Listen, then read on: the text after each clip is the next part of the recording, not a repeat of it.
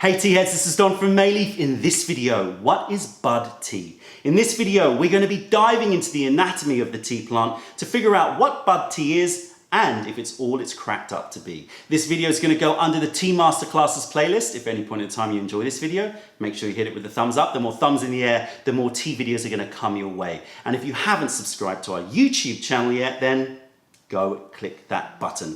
For those of you who have stumbled upon this video looking for a different kind of bud, let me be very clear from the outset that we're talking about Camellia sinensis or the tea plant. But stick around because you might just be interested. We're going to be figuring out the differences between bud and leaf tea sensorially, and then we're going to be talking about whether or not it's worth the price, because bud tea is often used as a denoter of quality. You might hear terminology such as special tippy fine grade tea. You'll hear companies talking about the fact that they pick from the very tips of the tea plant.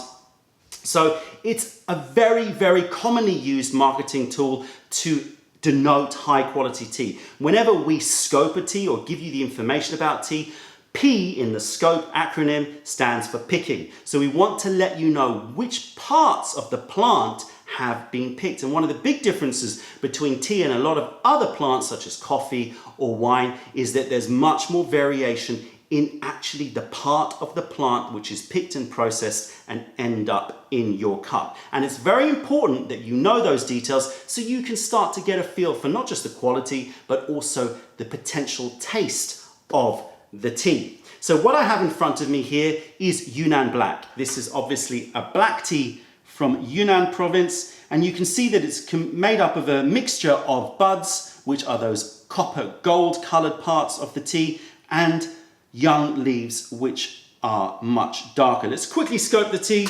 Season is a spring 2017. Cultivar is the Dayejong Asamaka variety. Origin is Sichuan-Bana area of Yunnan. The picking and processing is a bud and young leaves. And the elevation of this tea is about 1,000 meters. Before we get into tasting, let's quickly talk about the anatomy of the tea plant. When the plant first flushes in spring, it creates a bud, and that bud will become leaves. So leaves start to kind of peel off from it, and the bud starts to shrink down both in terms of height and in width as the leaves start to form, and eventually it disappears. And so the chemical constituents of the buds are going to be different from the leaves. So in order for the tea plant to grow, it needs theanine. Theanine is an amino acid, is a very particular amino acid which helps to create growth and also helps to eventually be converted into catechins, which are antioxidants. So the theanine is located from the roots, it's sent up to the tips, sent up to the buds, and so the buds are rich in theanine, around the same level, if not slightly higher, than the first leaves that are created from that bud. Once the bud starts to unravel and it becomes a leaf, the chemical constituents in that leaf change. The reason for that is because the bud is relatively armored, right? It's kind of a thick, relatively protected part of the plant, but as it becomes one layer and it becomes a very young leaf, it becomes more susceptible to sun damage and to insect bites, right? And so the plant chemical arsenal changes. Instead of theanine, the theanine becomes converted into catechins, and those catechins, which are antioxidants, act as a sunscreen, so it protects it from being affected too much from UV light, but also from other damage. The plant also produces more caffeine as well for younger leaves, because those young delicate leaves are most likely, those are the prime targets for insects. Nice, young, delicate, yummy leaves, and therefore the caffeine is created, which acts as an insect repellent. So insects don't particularly like high doses of caffeine, unlike humans. So therefore, the bud starts off with high levels of theanine, lower levels of catechins, and lower levels of caffeine. But once it becomes a leaf, the theanine becomes converted into catechins and the leaf produces more caffeine. Why does all this chemistry matter? Well, that's because these chemicals have a direct impact on the effect that the tea has on you, but also the taste. So what I've done here is I've taken Yunnan Black, which, as I said, consists of buds and young leaves. And so I've taken the same plant, the same tea, and I've split them by hand into the leaves and the buds. That way we can get a really accurate idea of the difference in flavour and experience of the bud compared to the young leaves without choosing two different teas. I will show you up close here. So these are the young leaves and then the buds here.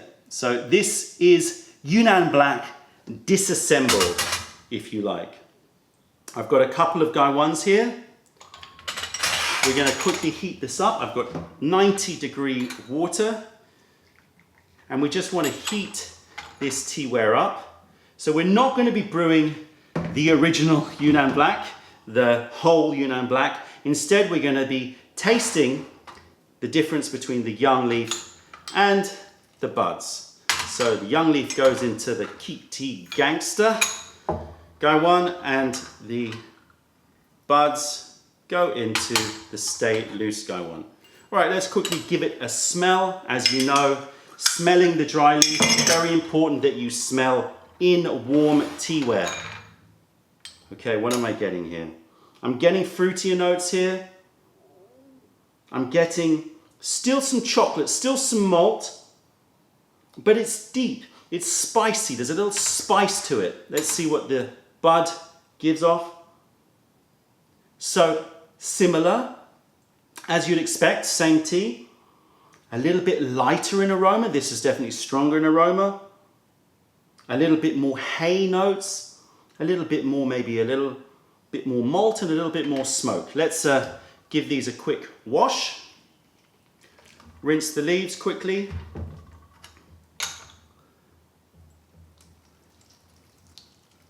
And then we'll quickly rinse the buds as well.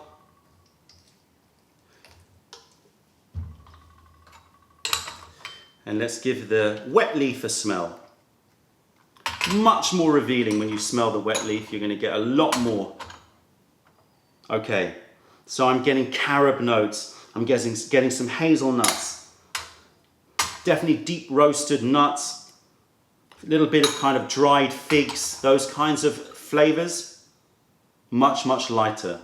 A little bit more, as I said, you get a little bit more of a wispy, lighter, smokier note to it. More malt. And just generally less rich, less extreme in terms of its aroma. We're going to give these a brew. We're going to be doing something like about 15 seconds, 20-second brews here. Normally, if it was bud tea, I'd be just pure bud tea. I'd be brewing a little bit stronger because of the fact that bud tea is made up with those thicker layers. It takes longer for the water to extract and percolate through those buds compared to leaves which are single layered. Let's take a little look at the color difference. Quite surprisingly, actually, to me, the color difference is not that great. Let's see if once these are held up to the light, I can see a difference. No, not really. Can't see too much difference there.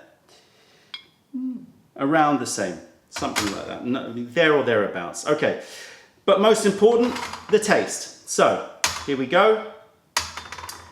Leaf over here. And bud. Cheers, everybody. Yunnan Black, just the leaf. This is the first time I've done this. It'd be interesting to see. Okay, so what I'm getting here, first of all, texture.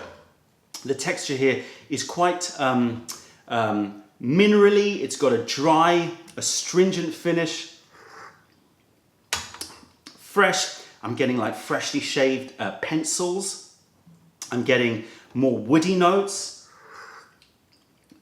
a little bit of spice in there, black pepper, definitely. a little bit of a deep, deep dried fruit, like a fig, yes, but very, very, very deep, dark, dried figs. Let's taste the bud. Texture completely different. Here's the big difference here. The texture here is soft and syrupy compared to more minerally and dry the leaf. Sweeter, definitely much sweeter. So texture syrupy, but also taste syrupy and sweet. More things like malt, more things like flowers, more things like caramel. Whereas this represented a little bit more of the kind of vegetative natures of the tea. More leaf, more wood, more spice. And obviously, this Yunnan Black is designed for a combination of those two flavour profiles all in one, so that you get a nice, harmonious, hopefully, experience. And we can experiment with that by recombining, putting about half-half, although it's usually a little bit more leaf to bud. And there you have it. Woodsy, chocolatey, spicy on the base notes, but then the texture is tempered, it's a little bit more syrupy, a little bit softer, a little bit sweeter. Very, very nice. But there is a clear difference between the bud and the leaf in terms of tea. And I'm going to show you the difference in the size of the bud when a tea is designed to be just a bud tea. So I have here some golden bud. This is from the same province, Yunnan province here. And you can see that this is a mix of bud and leaf. This is the Yunnan Black and the golden bud. So you can see a very clear color difference here. But what I want to do is I've got some buds here that I picked out from the Yunnan Black. You can see there. And I want you to compare the difference in the size here. This is the key, right? Because this plant here, this tea here was picked when the buds were still pretty much intact. In other words, they hadn't started splitting off and created too many leaves. Whereas this one here, Yunnan Black, because it's designed as a tea which is a combination of buds and young leaves, obviously they've had to wait for those leaves to be formed. And so when you're looking for bud tea, for specific pure bud tea, you want to be looking for very nice, thick, lustrous buds. This is a very, very common trick used with silver needle, which is a white tea made with just the buds.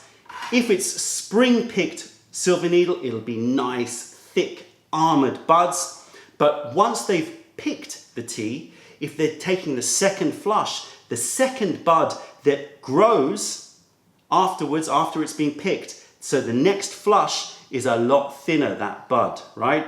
And they'll pick it, they'll sell it as silver needle, and it's technically is silver needle, but it's not going to be the same grade as the spring picked stuff. So always watch out when you're looking for bud tea. You want nice, thick, lustrous buds. Right, let's taste this tea here. I'm going to crank the temperature up here to 95. As I said to you before, with bud tea, I'm always looking for stronger heat, maybe even infusing it for a bit longer because of the fact that it is armoured. Right, we're going to go straight into a cup here. Golden bud tea, Yunnan Dianhong. It's a very, very widely available tea, but again, there are many different grades, just like any other tea out there.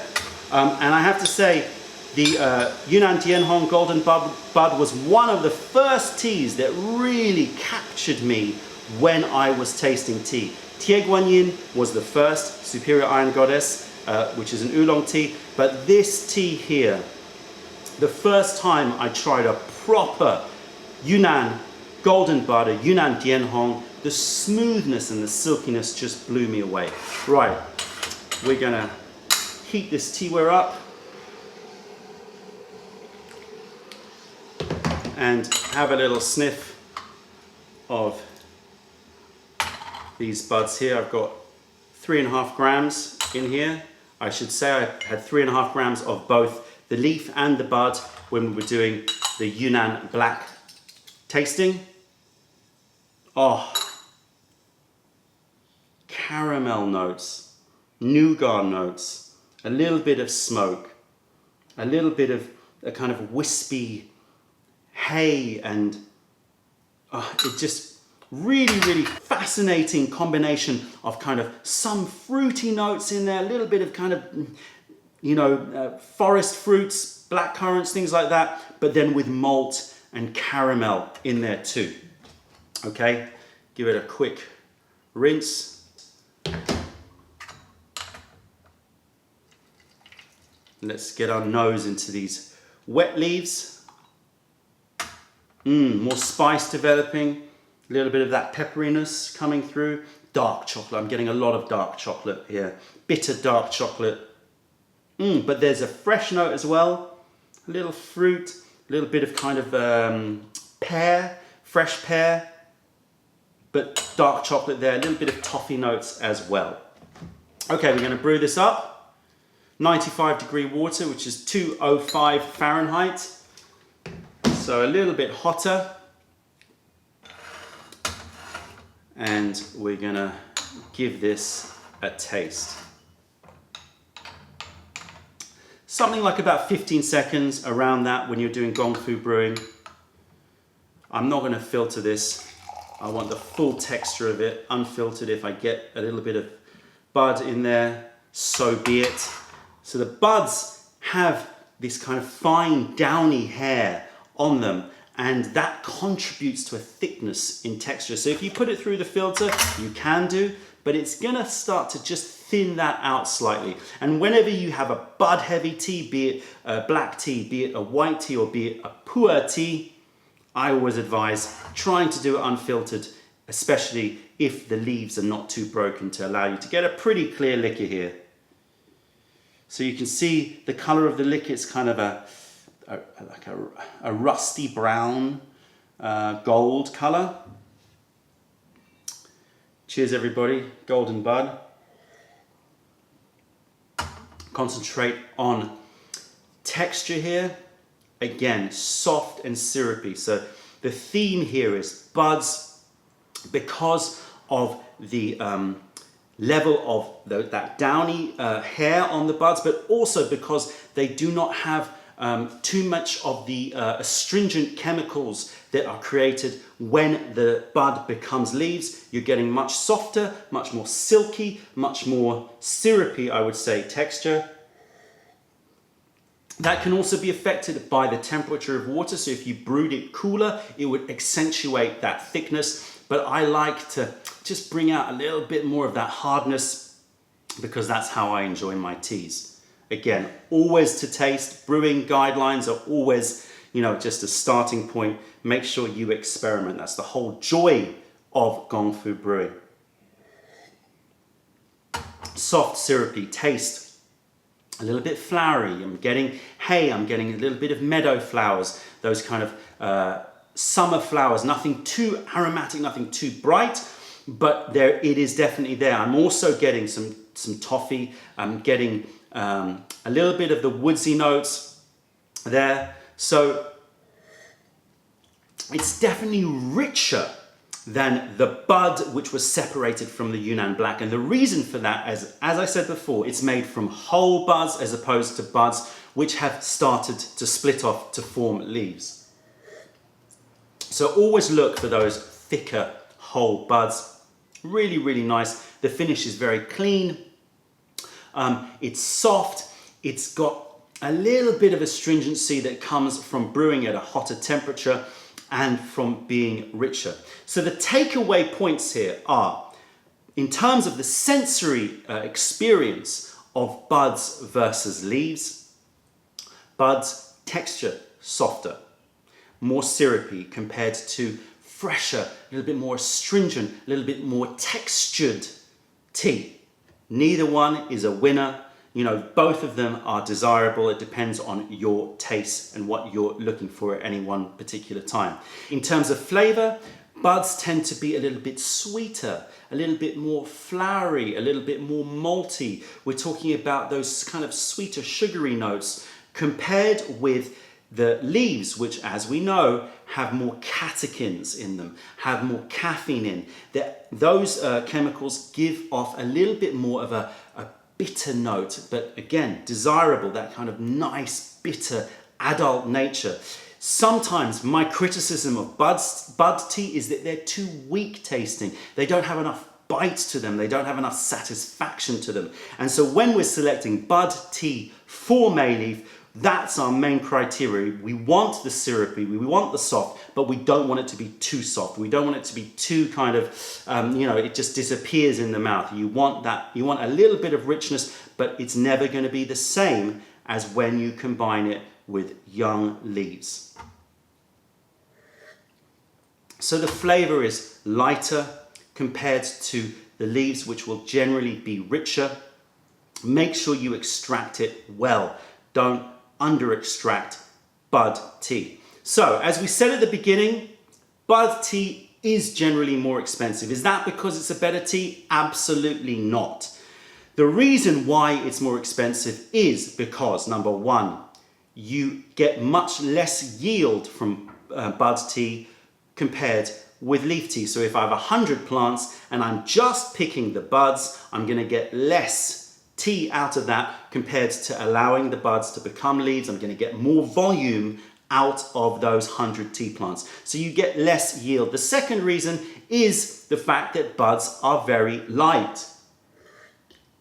If you take 1 kilogram of buds compared to 1 kilogram of leaf, the bud material is going to command a much higher volume. So if you're paying by weight, by kilogram, by gram, by ounce, whatever it may be, it's going to generally cost, like for like, on the same tea type, it's going to cost more for the buds compared to the leaves because you're getting a much higher volume. The third and final reason for the price of buds generally being higher than leaf is because buds, the processing for bud tea requires that little bit extra care. The reason for that is bud tea is presented in such a way to consumers for its look. People love the look of bud tea. They're very drawn to the gold colors, the silver, etc. But also you can very easily see when it's been broken. And therefore you have to treat it with a little bit extra care to make sure you keep those buds whole. Compared with leaf tea where you can kind of, get away with some broken leaf without it being too much of an issue. And so, is bud tea better than leaf tea? No. Is it more expensive generally? Yes, generally, like for like. If you take a tea from a certain region and you take the buds versus the leaves, generally the buds will be more expensive. And the sellers are very well aware of the fact that consumers are very much drawn to the look of bud tea. As I said before, it has a certain look, it has a certain kind of luxury look about it, and therefore they will mark up the price accordingly because it looks so beautiful. And I would say very clearly, a warning to everybody out there, don't be drawn in too much by looks. There are many teas out there, especially bud teas, and I'm specifically thinking about things like ginger and may, which I've done a video about. I'll put a link in the description below. But there are many other bud teas, including silver needle, where the look may look really, really good. However, it's all about the taste. And as you start to build up experience, you start to know what to look for. But I would say again, the key requirement is the buds need to look very, very thick. Different varieties will have different levels in terms of thickness. The very classic Dabai variety, which is used to make silver needle, has lots and lots of layers. Oh, the smell coming off here. A little bit of menthol coming through now. Eucalyptus and menthol. Oh wow, mixed in with that chocolate, it's really, really lovely. So keep an eye out for thick, thick buds that look just lustrous and shiny. That's your best starting point for selecting the best bud tea. I hope that this video has given you a little bit of extra knowledge in what to look out for in bud tea and the reasons why bud tea tastes different to leaf tea. That's it, tea heads. If you made it to the end of this video, then make sure you hit it with a thumbs up. Check out our YouTube playlist and let us know if there are any videos that you would like us to make. If you're ever in London, then come visit us in Camden to say hi and taste our wares. If you have any questions or comments, then please fire them over. Other than that, I'm Don from Mayleaf. Thank you for being part of the revelation of true tea. Stay away from those tea bags, keep drinking the good stuff, and spread the word, because nobody deserves bad tea. Bye.